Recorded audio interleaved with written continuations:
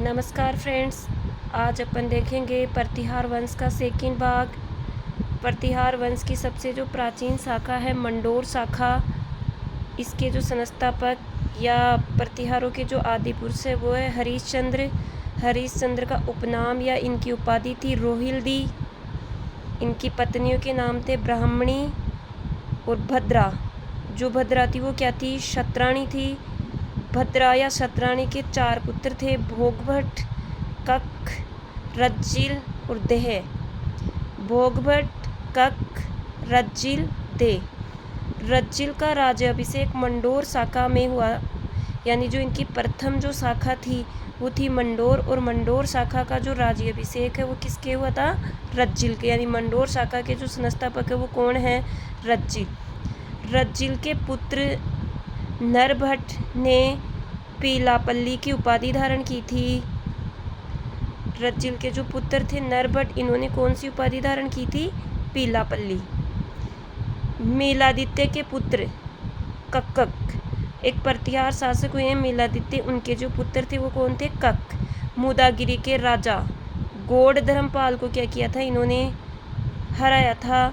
नागभट्ट प्रथम ने मेड़ता को अपनी क्या बनाई? राजधानी बनाई। नागभट्ट प्रथम को ही हम क्या कहते हैं? नहड़। नहड़। अब गुज्जर प्रतिहारों को गुज्जर सिद्ध करने वाले साहित्य प्रमाण, यानी ऐसे कौन से साहित्य प्रमाण है जो गुज्जर प्रतिहारों को गुज्जर सिद्ध करते हैं? तो पहला है कुवलयामा ग्रंथ। कुवलयामा ग्रंथ के रचयिता कौन है? उदोतन सूरी। और उदोतन सूरी कौन थे? वत्सराज के दरबारी कवि। वत्सराज के क्या थे ये? दरबारी कवि थे। कौन? उदोतन सूरी।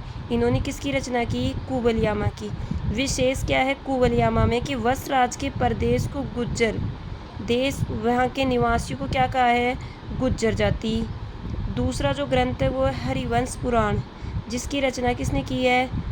जैनसेन सूरी द्वारा रचित है। ये किसके द्वारा रचित है? जैनसेन सूरी द्वारा रचित है। इसमें भी गुज्जर शब्द का उल्लेख है।